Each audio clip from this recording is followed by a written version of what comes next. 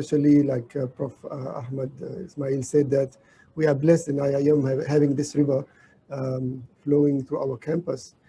We are working on 4 main areas, which includes community empowerment and education, rehabilitation of the river.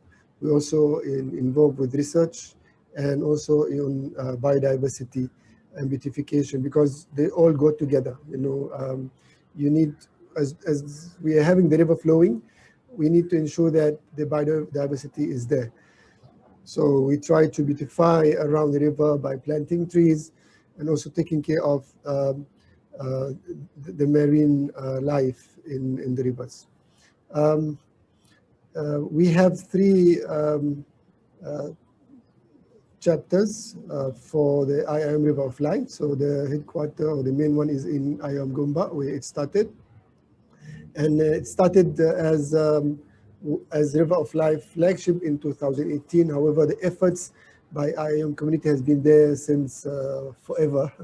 Alhamdulillah, the awareness and the care for the river has been there for a very long time. And then we started the chapter in Kuantan, which is now very active, organizing this webinar as one of its activity. And also we started new one in Pago campus. So this is actually as a sign of our commitment to our rivers, at least the ones that flowing in our campus.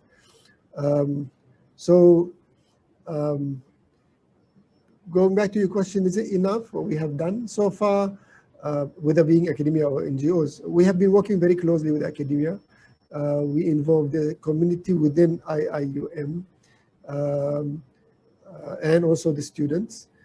We have run many activities. As you can see, the students have been also very much active in taking care of not only the river, even the surrounding area. By we having like trails where people can use them to exercise, to walk around the river, and that would bring the sense of belonging to the river and hopefully the care for the river. So these kind of activities inculcate that, which is very, very important for us to achieve that feeling. And from there, we can move forward and make the river as a responsibility for all the community. So besides IIUM and many communities within campuses, also we have communities which are outside campuses, working very actively on taking care of the rivers and educating and bringing awareness to the public on the rivers. And these activities, some of them runs on weekly basis. It doesn't only involve cleaning and beautification, but also it goes beyond on gardening and so that more of the community will be actually joining these activities. There has been also many campaigns on encouraging recycling, reducing of waste, and which, as Prof. Ahmad Ismail mentioned, that many of our waste ends in the rivers. Therefore, we need to take an action on, reducing and working with these methods so that we can reduce on the waste that goes to the river. So there have been many activities at our level. We have been conducting many webinars about river issues, pollution, and how we can contribute as a community in large to make sure that our rivers are clean. There has been many NGOs also contributing. This is one of the latest NGO that has been established, which is the Friends of Klang River Basin. It started around 2019, and it is registered under ROS. We and IIUM as Friends of Sungai Pusu are members of Friends of Klang River Basin. Actually, Friends of Klang River Basin is kind of a bigger umbrella, which under it, many of the Friends of Rivers in Malaysia are members. And this is a kind of an umbrella for us to learn from each other and to help each other and to widen the community that we hope they will reach to the public. So this effort has been ongoing for many years. However, is it enough? This is a video that has been taken in Klang River. As you can see, as the river is flowing, we see a trail of rubbish flowing with it. And this video has been taken just recently. When we have heavy rains, it will carry all this rubbish with it in our rivers. And also the issue of plastic waste being thrown everywhere is still ongoing. Therefore, if we want to ask ourselves, is it enough? I think no matter what we do, we still need to do more. We have to understand that this issue is very much related to human behavior. And in Bahasa we say sikap, sikap orang. So, which is very difficult to address, very difficult to change. It needs a longer time, a lot of efforts on educating and awareness and probably involvement, so that we can reach to the stage that everybody cares and everybody thinks about their action before they take the action, and think how will that action affect the environment, affect the rivers. And probably we need the public to understand that rivers are our main source of drinking water, and we are actually kind of risking that and putting all our lives in danger, where we will be in shortage of water.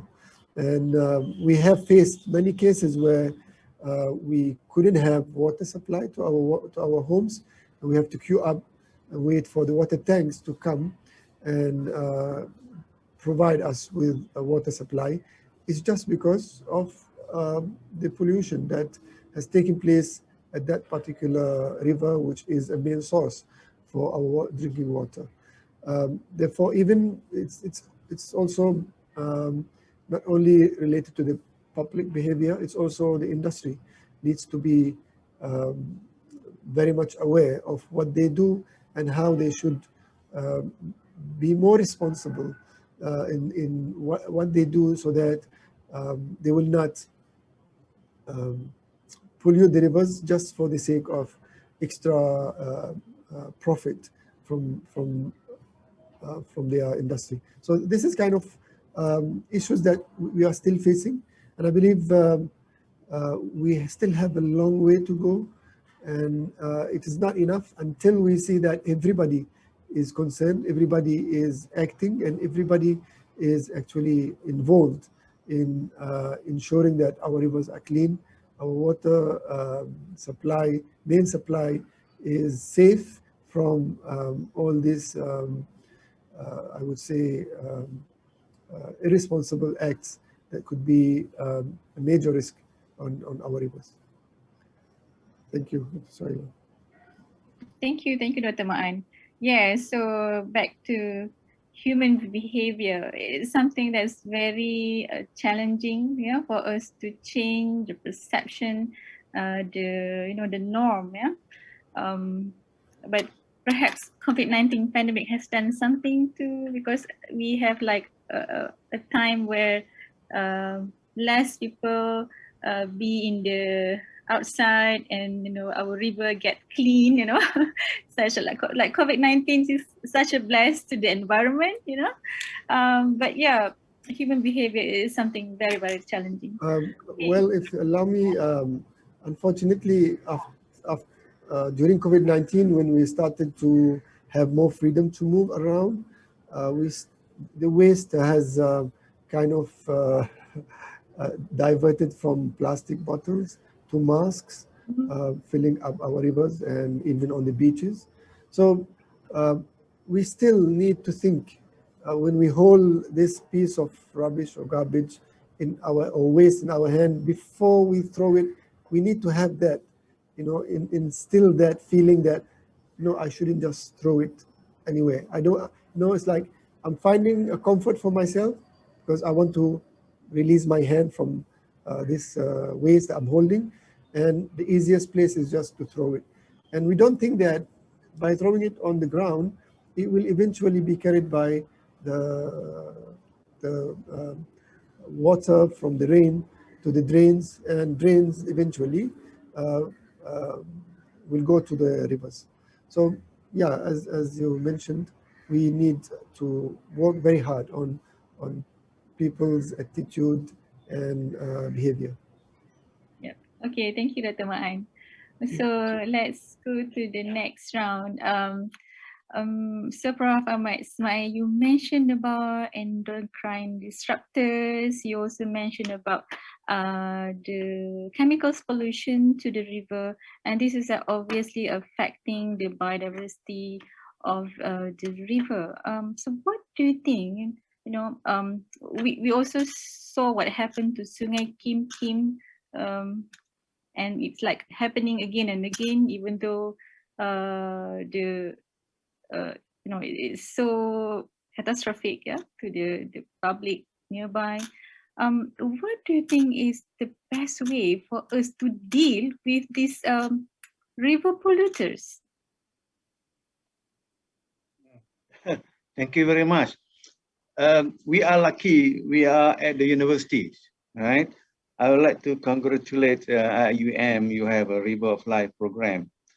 And then I learned from my friends, few friends from the top universities, including Harvard, UC Davis, and Cambridge, and others, Tokyo University. Because last time I used to meet all those experts in Japan, and every summer, Japanese government have money, Japanese government, and then they call all the identified experts to meet in Japan, and I was lucky to meet all top professors in the world. And one simple sentence they said, not only one majority, if you don't solve the problem behind a backyard, you don't talk about the world. So as mentioned earlier from Najib and Dr. Saila and so on, your university passing, the river passing to your campus, we have a clean river, maybe class 1 river water. How to maintain it, how to make it clear forever, and then a lot of things we need to understand. All are fundamental. We can call all people from ecology, socio-economy, medical, and economy, put it together, how we want to maintain the river. If you take experience of Kim Kim, how much money we spend to clean the Kim Kim, and until now, we will never recover. I got the interview from many people, international media, on Kim Kim and Pasigudang. I comment, we go back to the basic. What is the basics? Wherever you want to go, we want to do something, we have to plan. We have to make, we talk about SWOT analysis, we talk about planning. We involve many people, like we want to plant a tree, not just a people and the tree and the changkul. So no, we have to look at what kind of tree, where we want to plant, how is the growth rate, what we want actually, and a lot of basic fundamental knowledge we need. So why we have the Kim problem? Because we don't have the basic knowledge and we don't respect our rules and regulation. All right. When we plan the industry, for example, we plan the residential area. Do we look at detail? I used to involve in activities before, but after that I don't want to follow through because not because I don't want money, but I don't believe the way they are doing it, and just to make development happening. We have to look at where are the location, how many people passing through, where are the wind blowing through, everything. If those who are doing EIA, you know everything about this. But how far we follow, how far we respect the system. Say, for example, we want to have one industry. What kind of industry? What kind of effluents they produce? What kind of processing happening in their factory? What kind of gases come out? How the safety of people and workers and so on. So if you read through the Pasir Gudang report by the Academy Science Malaysia, you can see it's very good answer. I'm not a chemist, you know, but when my neighbor working in Pasir Gudang, he has a restaurant there, and I asked a simple question: why the chemical in the air, they already go to the lower floor, not the top floor? So this is a big question for me. So I asked him, do you have a bird around that area? They said many. Did you see bird recently? I said, I don't know. So he contacted the staff there, asked about the bird. You know, at night, usually bird is roosting on the tree, right? Near the restaurant, near the building. Because the climate's there, the microclimates, suit for the bird to stay there. And then why the bird is not there? The bird is good indicator for us. You know, the history said they use bird to become or to show the quality of air in the mining area. So this is a knowledge, basic fundamental knowledge for us. So from that observation, we can make a conclusion there is still gas that contaminate the environment, and then the bird cannot stay there. And then tomorrow or day after tomorrow, you will see the noise in the newspaper effect to the school children. So this is the thing. If we don't have the knowledge, we don't have the fundamental knowledge, we don't study, we don't record it, of course, we cannot make a good conclusion when we want to solve the problem. So I hope UIA, by having this river and campus, we do a seminar regularly. I saw the webinar that Prof. Mahan mentioned just now, is very good, but put it together in the document so that people can refer. The one I want to say one thing.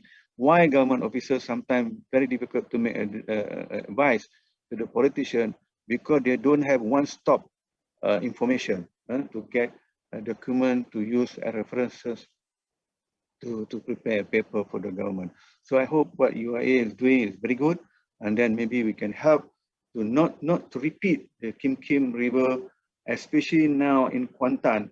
The Kuantan River is under pressure because a new demand, new development, and then a lot of things we have to look at seriously. Thank you for this round. Okay, thank you very much, Prof. Okay, maybe Dr. Maan, let's have a look at the river inside our running in our university. So prevention is always better than cure. And then we look at what happened to Sungai Pusu. And I think way back in 2003, I used to, you know, look at the tilapia fish inside the river, you know, so many of them with the clear water, but then now the water has become like teh tarik. Okay, so what happened to Sungai Pusu in IUM Gombak is beyond our control. But then, how you comment on this, Dr. Maan? Okay, let me share with you some of what is actually happening in our river in IUM. Just give me a second. All right.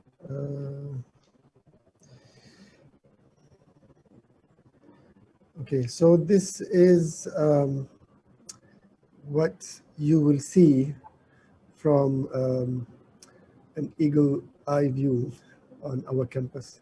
So that blue area there is our campus, and so you can see the blue. It is actually very nice campus view with the blue top. And unfortunately, on the upper stream of our campus, you can see how many of the trees has been removed, being for development purposes or for some of the illegal activities that are taking place at our campus. This place is actually a lake, supposedly, and this lake, we call it Tasik Mariam or Mariam Lake because we have a student residency there. The name is Mahalla Mariam, so the lake carries the same name. And that lake used to be a place for students' activities and kayaking. And now you can see it's already covered with green. It's almost like a field rather than a lake. And the reason behind this is because of all these activities that have been happening upstream. The lake has been completely silted, and that caused, and of course because there are some waste which enhances the growth of algae and other plants. So slowly the lake is now completely covered with greenery species. And we can see that actually the activities are continuing. This is a new site where trees has been removed. And that is actually affecting our river very badly. Like Suhaila said, our river now looks like this, rather than pure, clean water.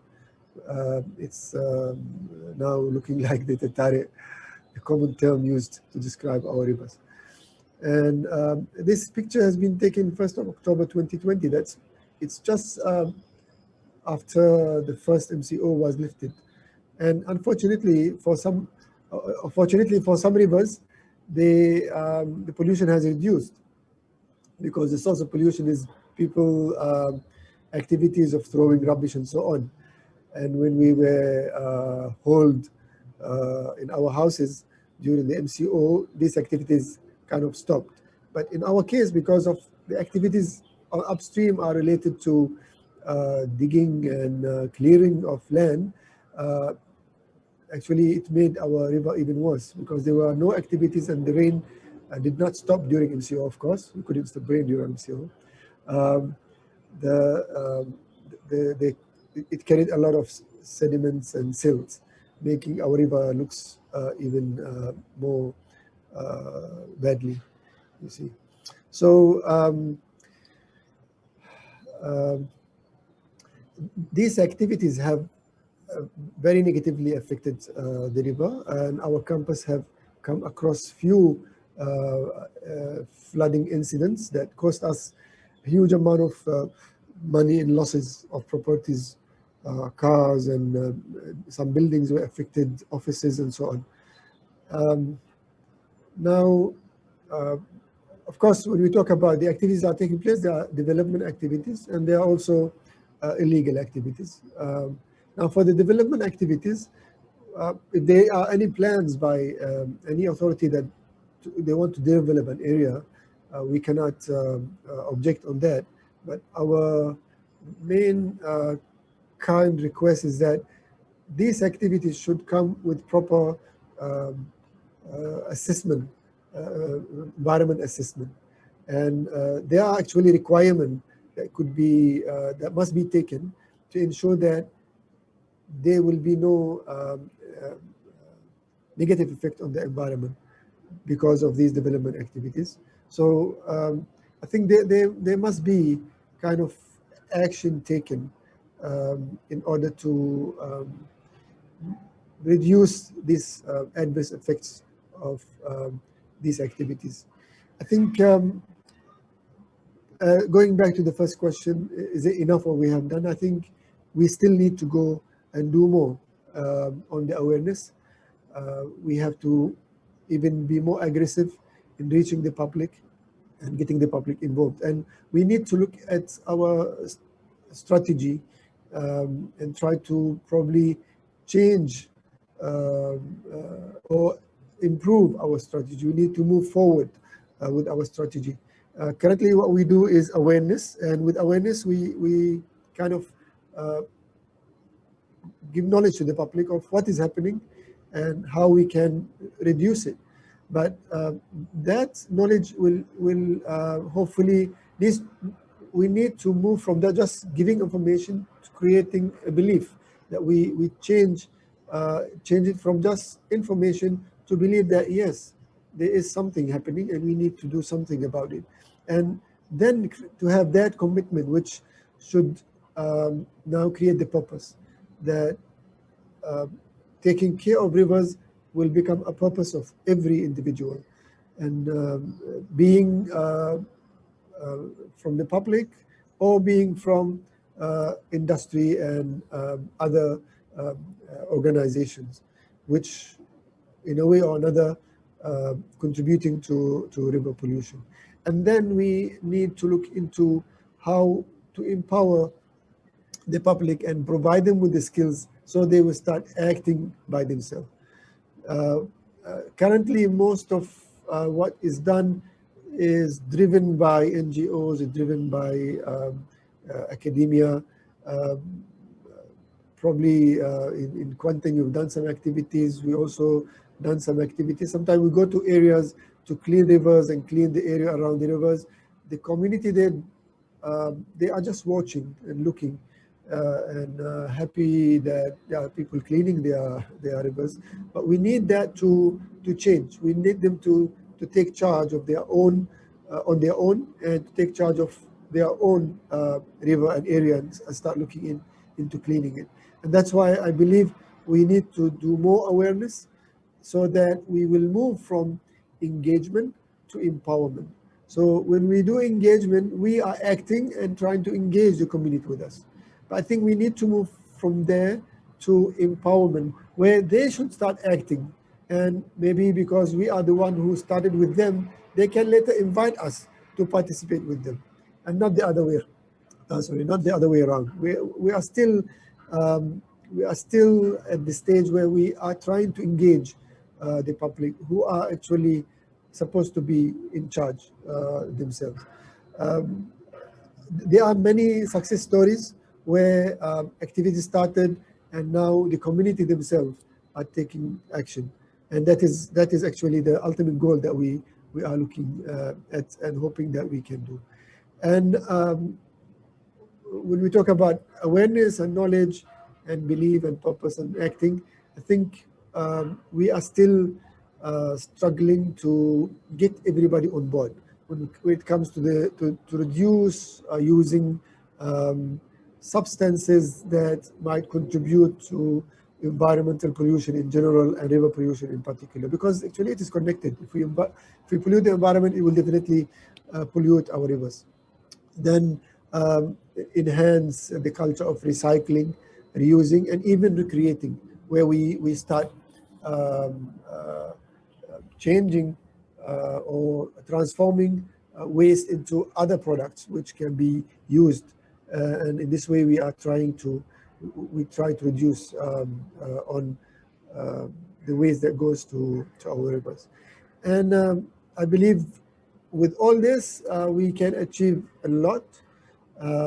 Yet we know that there will be certain components of the community which cannot act without enforcement.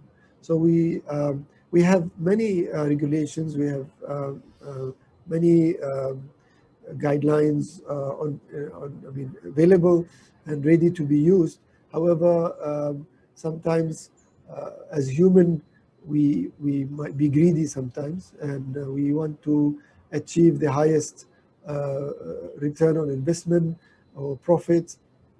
And definitely, when we talk about waste management, it carries a lot of cost. It involves an investment also, which might not have any return to the industry, to that particular industry. I mean, so for them, that could be just uh, a spend or expenditure which will reduce their return on investment.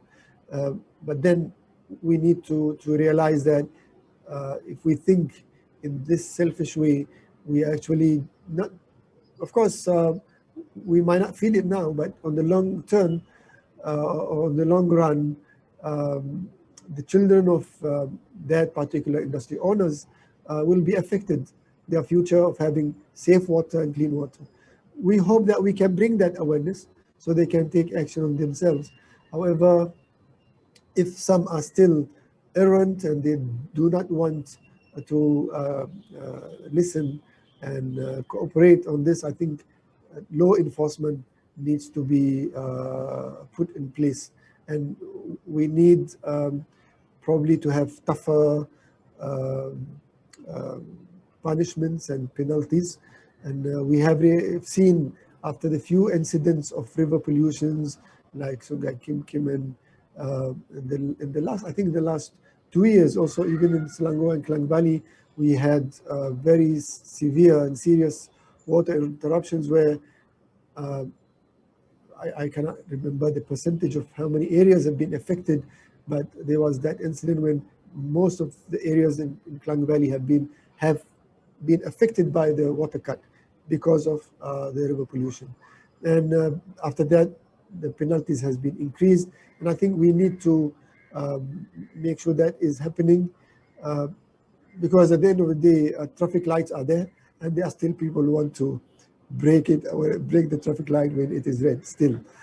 So without these fines, there will always be these minorities, but sometimes their effect might not be that small. So I think we need to work on that, to have that, I'm not sure that I can call it a framework of action, where it starts by awareness, engagement, empowerment, and then if that happens, we will achieve, we will have a very good positive results. We will be able to feel it, and to ensure that those small numbers who do not want to comply and cooperate, the law is there to prevent them from taking that action. I hope that we will be able to achieve this as soon as possible before we are in a race with time when it comes to the health of our rivers. Yeah, back to you. Okay, thank you very much, Dr. Maan. I agree with you. Empowerment is such a powerful word, you know. It's actually a dream for us. We have the community that, you know, aware, and then at the same time volunteer to take care of their own backyard. I mean, environment at their own backyard. Yeah. Okay, so we have done with 2 rounds of discussion. Maybe we should have a break for 3 minutes, and you all can also have a view on just a short video prepared by River of Life content chapter. And then to anybody who later on want to ask questions to the panelists, you can also post on the chat box, or later on you can also unmute yourself and ask question later. So we have a break first for 3 minutes and have a look at the video.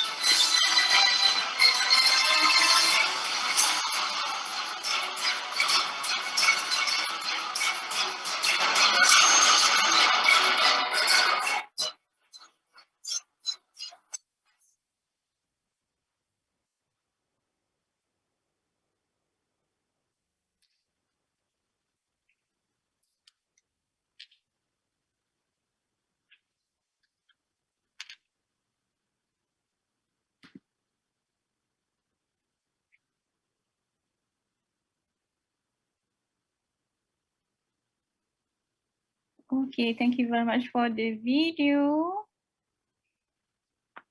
So you can, anybody who has question to the So panelists? I think I can Yes. ask directly instead of writing chat box.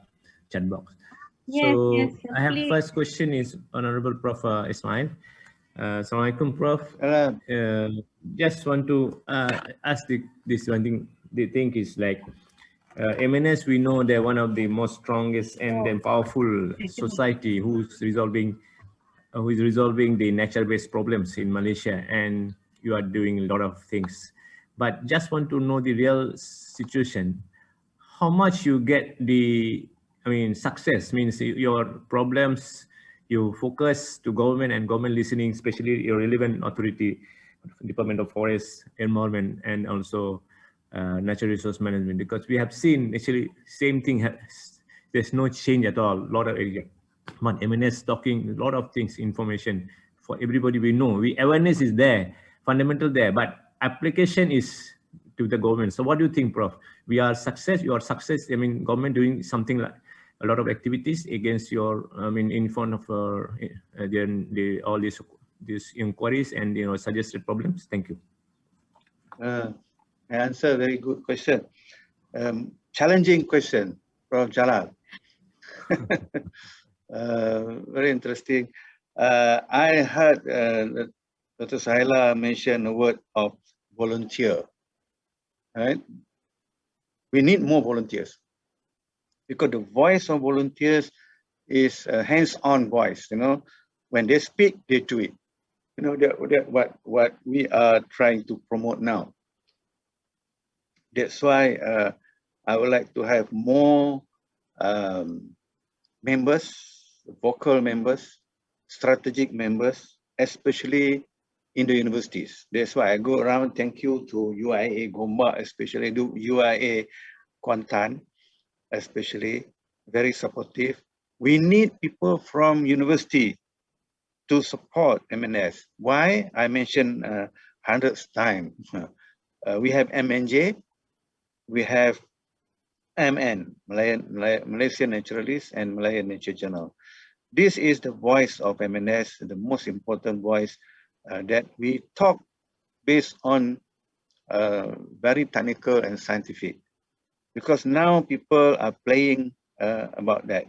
We have 14 branches. Some branches are very aggressive and they are doing it. And today is Saturday. Saturday, I have many reports. They are on the ground now, planting trees, watching birds, and so on. And the message were delivered to the HQ, especially myself, and then I can use the information for them. The history of why I said the scientific community is very important. The history of Nrm, after our expedition, we can suggest to the government and now become a state park. They have the authority to look into it, and how the authority manage is sometimes beyond MNS. And then MNS duty is to bring more people in Johor to look at this Nrm. The same thing with Belum Temenggung. It's one of the success. We started the expedition and now become the Royal Belum. And we need to look into this. How to look into it? We bring more people to have interest in Belum, and then we want more members, especially in Perak, look into Belum. And now we are moving to Ulu Muda, where you see a lot of crisis or discussion on water issues, Penang and Kedah. But MNS look quiet, but in strategic way, we are bringing authority to discuss on the issues. So I would like to thank to Minister of KASA, Minister of KETSA, and the Menteri Besar Kedah. Right? These three already discussed how to look into Ulu Muda issues, and then on the sustainability, engineering, and then water. So this is the impact. But with 14 branches, with 500 schools with us, I always say 1.5 million. And then I'm moving on KPAUs every Sunday, 11 to 12, I'm talking on KPAUs, where KPAUs are in the universities. You imagine if we have 1,000 university students from 20 universities participating, we got 20,000. And who are they are? They are people who are going to lead the country one day. Of course, they will inherit the knowledge. So if you ask me about the significance of MNS contributing to nature conservation, is big. And then if you want to be in MNS, I always demand or invite lecturers in the university to participate. You know why? All EIA report, DOE must send to MNS. But who going to look into this voluntarily? Nobody, unless we pay. So volunteer and the quality of MNS, of the academician is very important. That's why I go to all universities.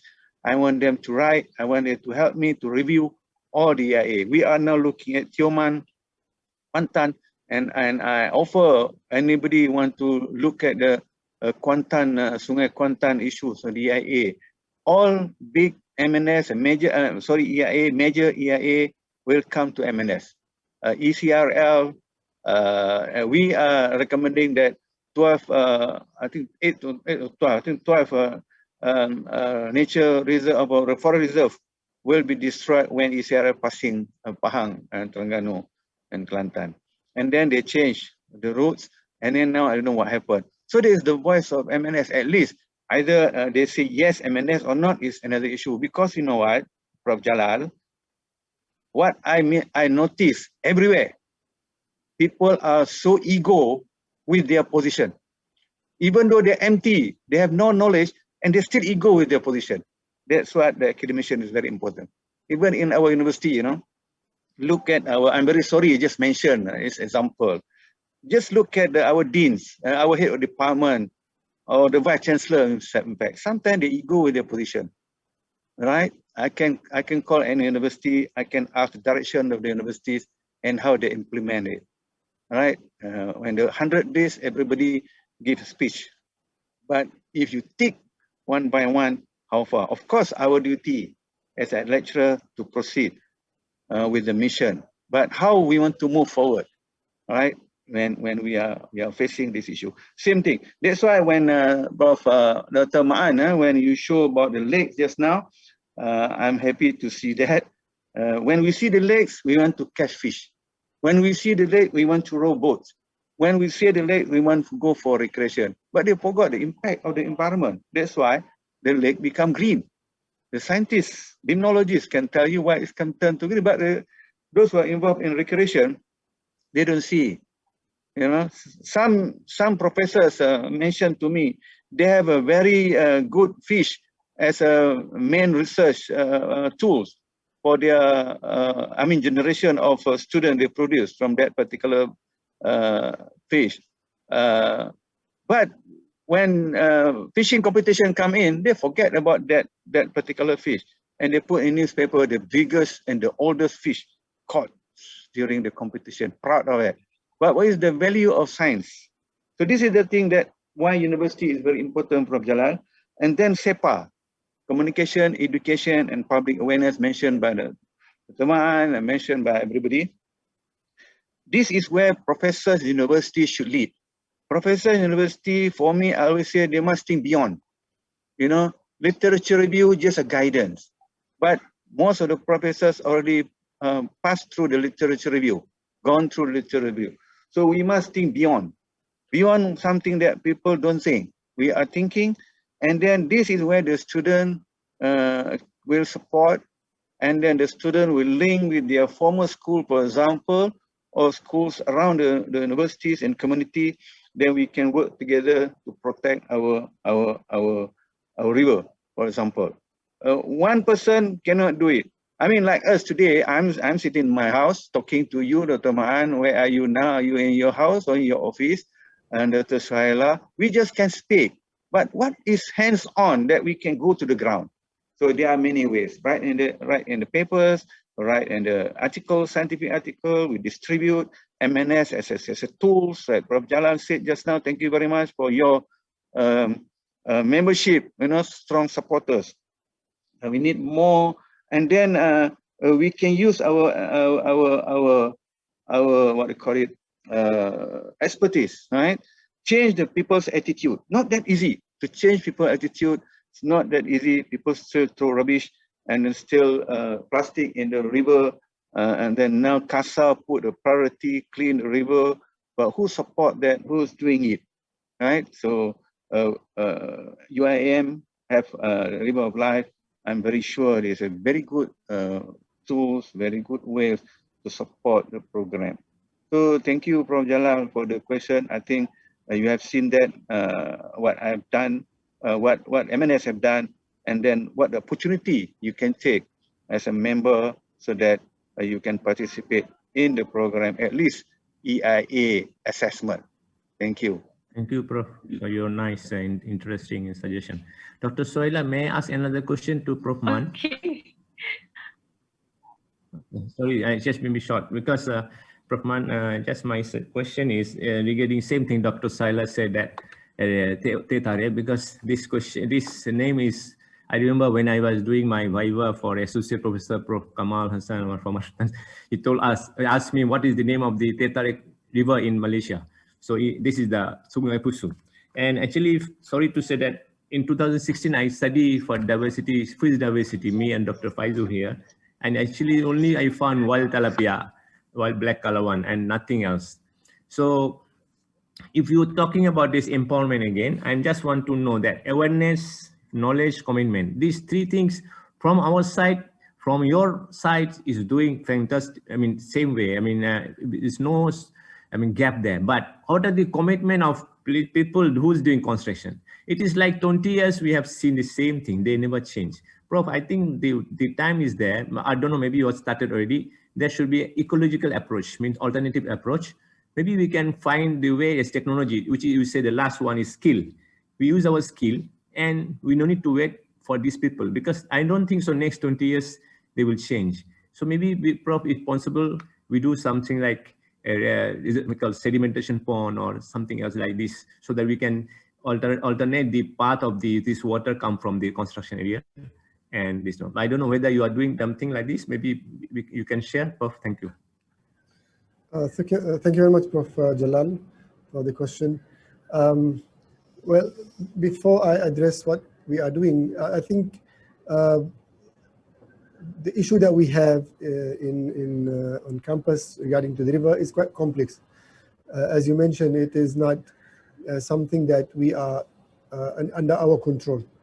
It's beyond our control. It's even happening outside our campus borders, and therefore to address it, we need to work at various levels. And so one way that we are doing it is now we are communicating. We've been communicating, and we are still communicating with all relevant authorities. From JPS to Bandaran Selang, MPS, and Jabatan Tanah, all these authorities which are related to this issue are being called, and we have been meeting with them and discussing with them. We even approached the state government, and we have discussions as well on what are the actions that can be taken to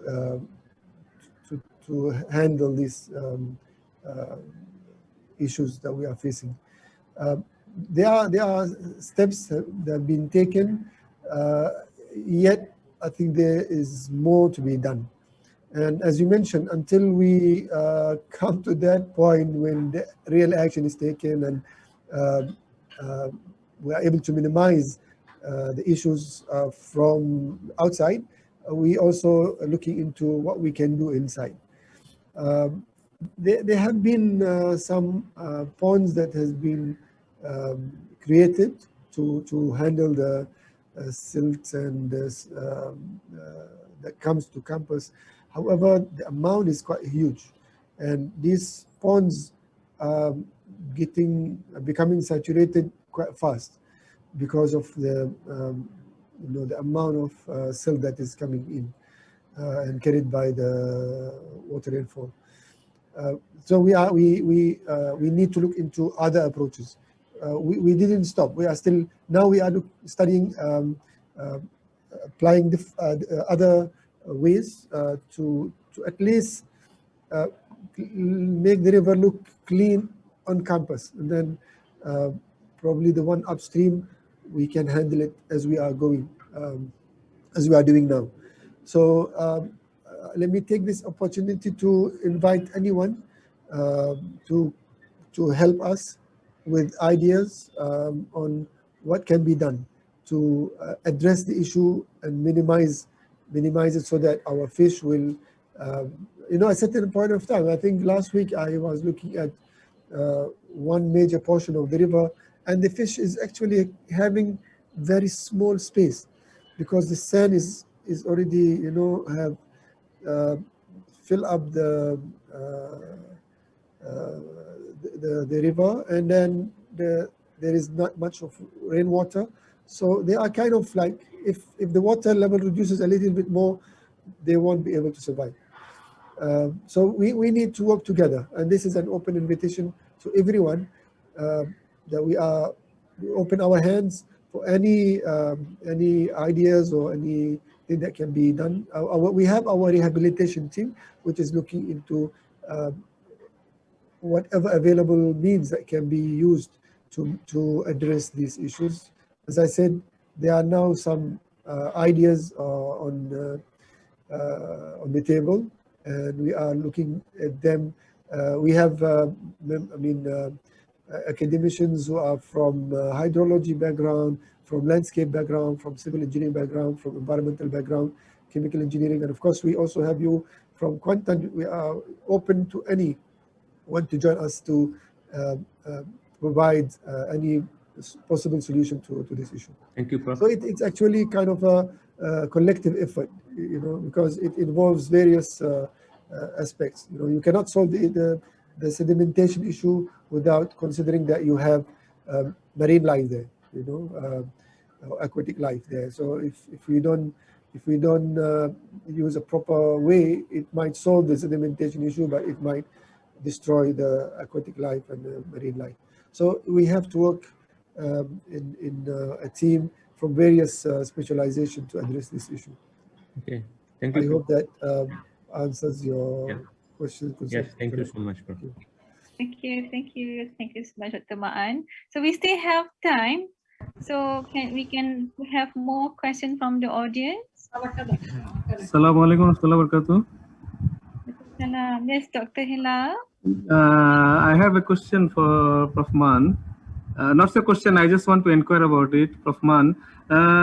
Actually, a few years back, I was attending one workshop in Gombak, and there was a plan that they will do a diversion of the river going through the campus so that they can control the quality of the water in the one. So I was wondering actually what happened to that plan so that they will be diverting the mainstream so that we are not affected by the pollution from the upstream, which we are having now because of the aesthetic part of the river, and then it will be doing some diversion and to control the water quality and to have a proper lake arrangement inside the campus. So I was just wondering, Prof. Man, if you have any idea about that. Actually, a few years back, I had this, I was attending and I heard about this planning, but I don't know what is there going on now. Thank you, Dr. Hilal, for your question. Actually, this idea is kind of possible, but it requires land, because the idea is that you need to divert the river from its current stream to a nearby land, and you might have kind of a lake or pond there, and so that pond will collect all the sediments, and then the clean water will be flowing out, and then it will go back and join the river stream. Now that requires land. We need land to do that. On campus, we don't have we don't have a space for this. We already have Nrm Lake, but it's already saturated, and we have actually another lake in front of Nrm Lake, and it's also saturated. So to utilize this solution, we need land, and all the lands outside campus are private lands. I'm not sure whether anybody is willing to, to donate or maybe, provide this land for some time, because this issue can be, if let's say there's a development and this development stops or ends, and there is no illegal sand mining, I think this issue could stop. It could be a temporary solution to have that diversion, but we are now facing the challenge of having to have that land for the diversion to take place. Thank you for the question. Thank you, Prof. Man. Okay, thank you, Dr. Maan. So any more questions? Can I add something? I think the other one which is important to sustain is the economic factors like income. So we want to protect the environment. At the same time, we need money to continue with our life.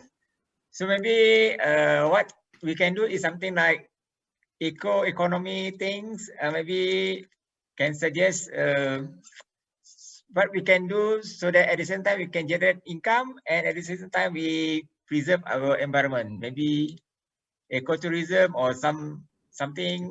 I don't know. What do you think? A good program for us to generate income at the same time we can get some preserve our environment. Eco Park. Eco Park. Prof. Ahmad can answer this maybe. Thank you, Rajit. That's a good question. Actually, in Malaysia, we have to, education is very important.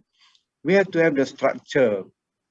I tried to promote long time ago, Sungai Kinta. Sungai Kinta is passing through Ipoh. We want to see that Sungai Kinta is clean and clear water. There's very good support by JPS. But sometimes there are many aspects that stop from doing on what we suggested. Talking about bringing income in, income you can look at two ways. Number one, the money in. Number two, the money that we use if the environment is destroyed. So if we use a lot of money to repair the river or to clean the river, like what happened in Kim Kim, so you will see how much we lost from that. And the money income, some countries, if you go to other country, we always talk about other countries, but we don't do it in our country. They have the association, for example, they license the fishermen, and then they have clubs to manage the river. See, I give you example in say Kuala Ko. In Kuala Ko, there are many people going there last time for fishing, kelah, and then they must have the system how to manage people fishing kelah. We must put some fees. Not like now, RM1 for the receipt for the fees to enter Taman Negara. The cost of the receipt is RM4 or maybe RM5. The cost of people who issuing receipt also how much you can calculate. So is it worth RM1 fees to enter Taman Negara? If other people can pay RM100 to RM300 to go to the national park. So if you want to go to river cruise for fishing, for example, how much you have to pay? I'm involved in many parts of Malaysia with the fishermen, for example, to go to open sea for fishing. A lot of money involved, but we just look at money. People move into the boat, sitting there, money. They say we don't maintain the environment, and we bring more people to create a problem in the ecosystem, over harvesting and so on. So this is overfishing. So this is the thing that we need to look at. How to give advice? We must have the scientific knowledge.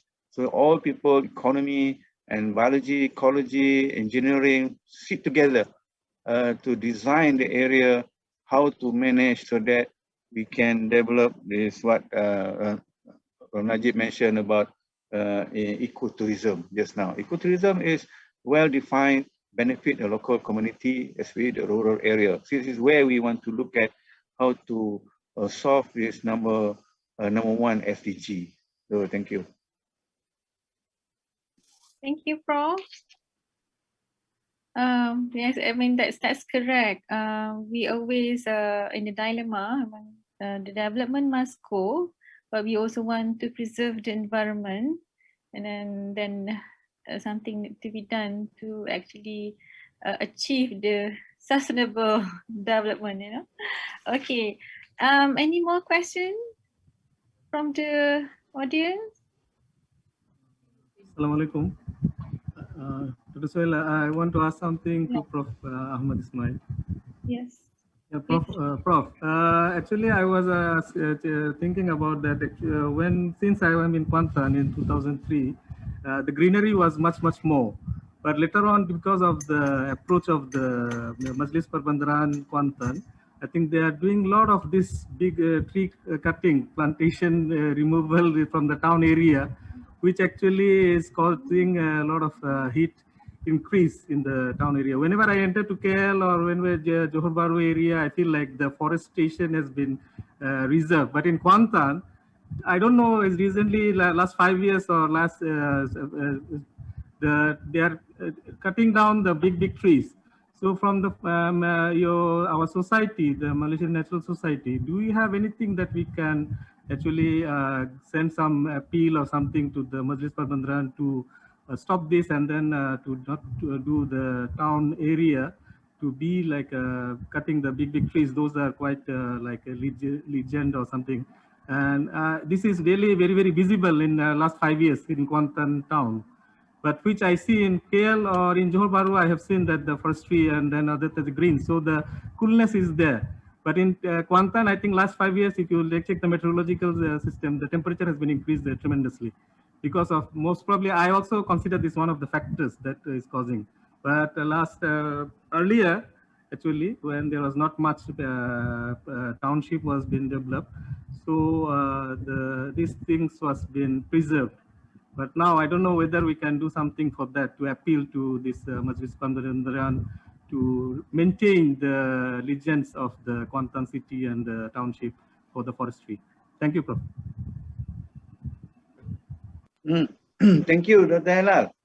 Very good question, especially from the university. If you go to other universities, I remember I used to go to many universities in UK, Europe, and Japan. Sometimes, especially what I met on the ground is a student from socioeconomy and a student from engineering, in all aspects of engineering. They use the town near the university, because most of the university near a small town, as part of their training program, right? If you go to these universities, you will find a student doing some observation, counting traffic, design the road, and so on. So this is a contribution to university. I don't know how other university, our university in Malaysia is doing that. You must be close to the local authority. When many years ago, I learned from town council of Kuantan, one of the cleanest toilet, for example, right? So how the process to clean, to make sure the toilet is clean. You can add the history of YDP. We have to be close to them. We have to work together with them. I give you an example.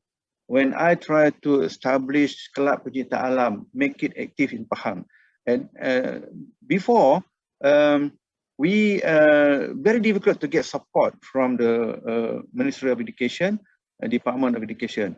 So after we break through through the officers, and I myself have a dialogue with them, and a lot of negative perception towards MNS. But after that, now we got a blanket permission by the Ministry of Education to work together with schools all over Malaysia.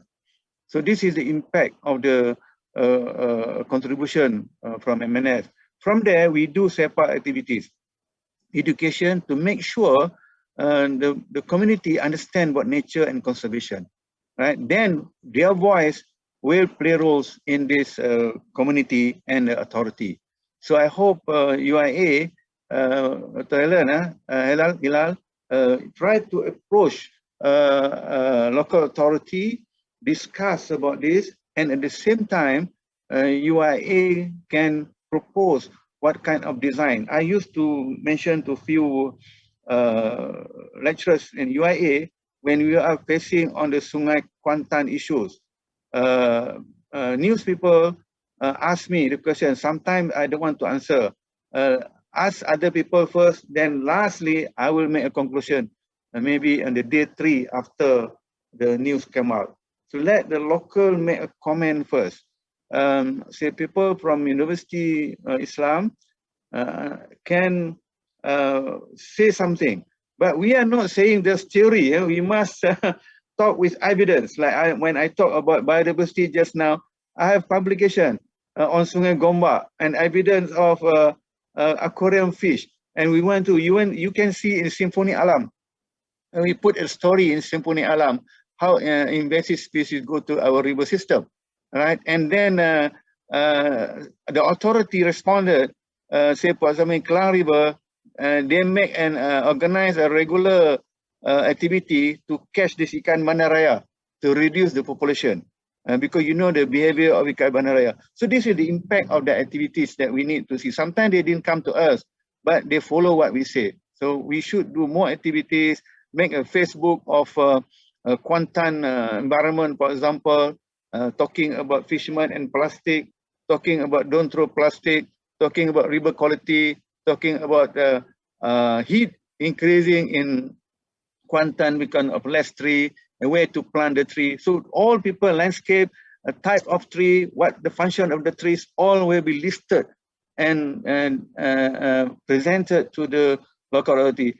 I, as a president of MNS, I always say to my members, please don't ask me to shout after the tree fell cut down, after the bouquet already spoiled, like durian and so on.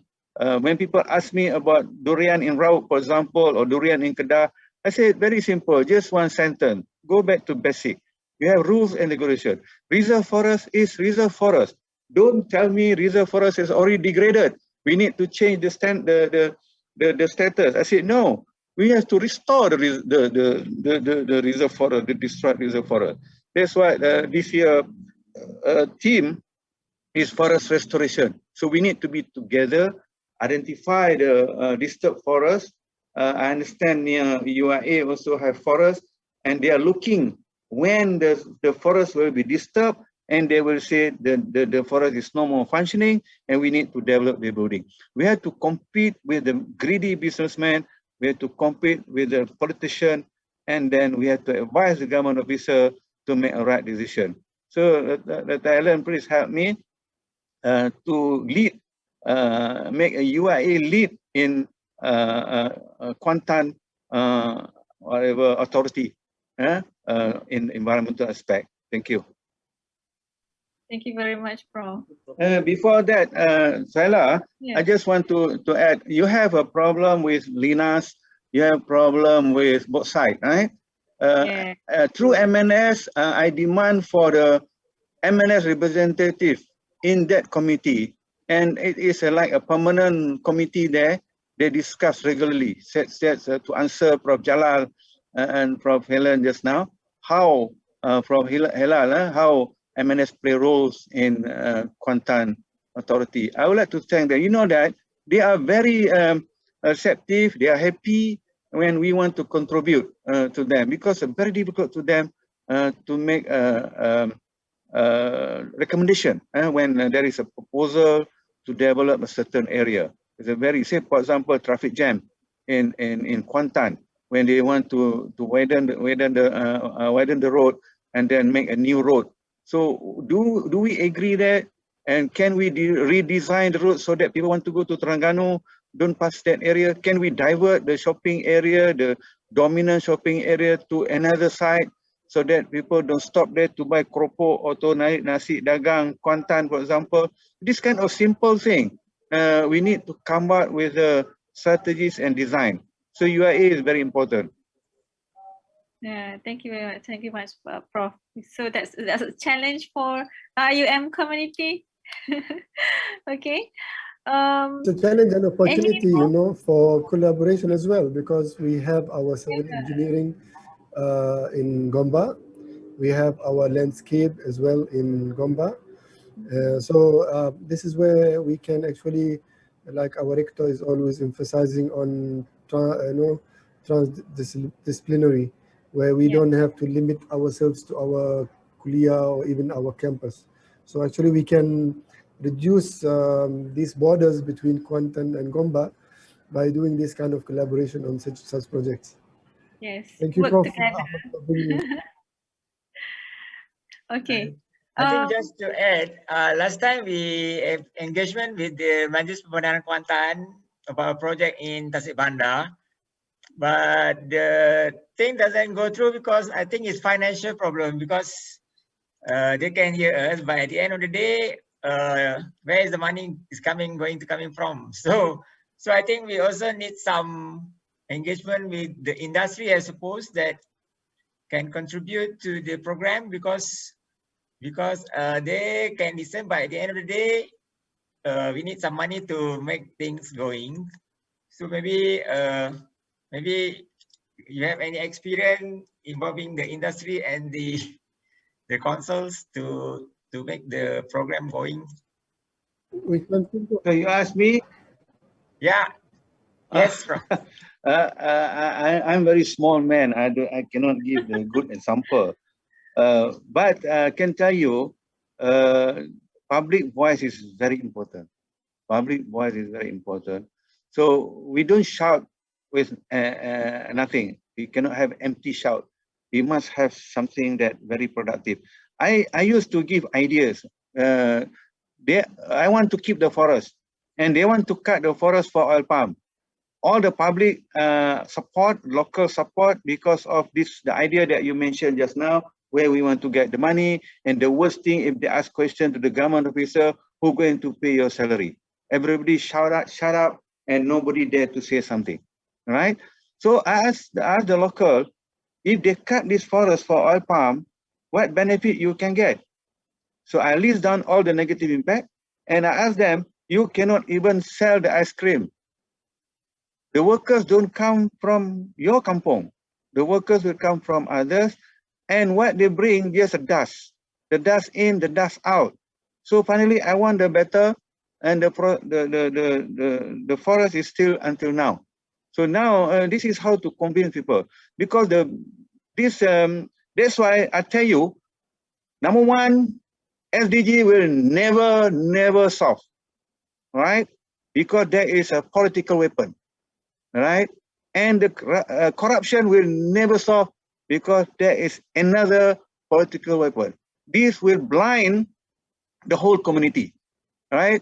Even the corruption doesn't involve you, we will support. Yes, we should go against corruption, all right?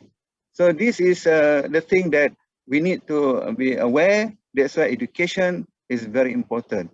If, say, for example, when you talk about river of life, in Sungai Kelang, for example, how many million they spend for river of life by putting blue light, red light, green light? Is that the true river of life?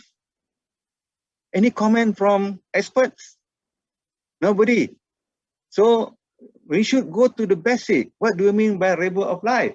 You want to make rivers living. Rivers living, what is that? Number one, they must have enough oxygen, enough nutrient for aquatic animals and plants to live. What kind of aquatic animals and plants? By putting a concrete barrier, by putting blue and green light, it's really challenged the academician and the expert on the river water quality.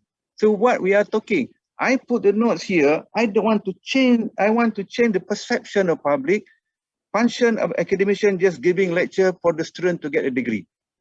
This is totally wrong. We work hard for research. We discussed today we exchange knowledge, we promote ideas to make our students better. 2021 is better than 2020 or 1990s. If you have experience teaching 30 years in university, I'm very sure you can see the system and the approach that you do increase the quality of graduate or not. If not, I tell you, we are doing something wrong. No point fighting, no point we have webinar, wasting time. So I hope we must be practical in this, change the attitude of the politician, educate the economists, the greedy businessmen, and the wrong use of power of politicians for the benefit of locals. So we need to educate them. Sometimes people don't know, but I also don't know many things, right? But I learn and I share. Say, for example, people in Langkawi want to enjoy a clean beach. You know, you want to see the sand. They ask, the sand is not yellow. Why is whitish? You have to give evidence because of the coral, for example. And then after a certain time, the clean beach become smaller because the surface of beach covered by mud. Where they are from? They are from is activities inland that cause erosion and go to the river system, and the river go to the carrying mud, go to the sea, and then the wave bring back to the beach, and the beach covered by mud. So the big hotel, million of ringgit hotel built, spoiled by the wrongdoing at the inland river carrying mud. So same thing what Dr. Ma'an highlighted just now with the land clearing and so on. Who advised them how to reduce surface erosion so that the teh tarik is not happening in the river system? So we don't. We comment after the event. You know, we comment after the event. Doctors always say prevention better than cure. But the pharmacists maybe differently. They want to sell more medicine. You know, cure is better than preventing. So how you want to argue this thing, right? Which one who really honest toward the solution? So I think we academicians, I think the very good job, kerja mulia, yeah, this very important and benefit others, involve a lot of sedekah. Knowledge is a sedekah, so we can be honest with ourselves and try to change the attitude, giving knowledge to people. So Najib, I tell you, your idea just now is very good. Your question is very good. That is our dilemma to answer that question. But we have to think short term, long term, and the priority for the community. Thank you. Yes, that's a long answer, Prof. Thank you very much. Yeah, never-ending discussion, I guess, this topic. Okay, we still have time for one more question.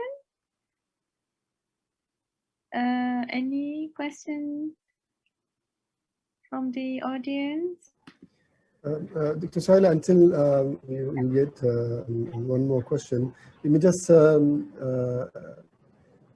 highlight on that. IIM currently, we are going in line with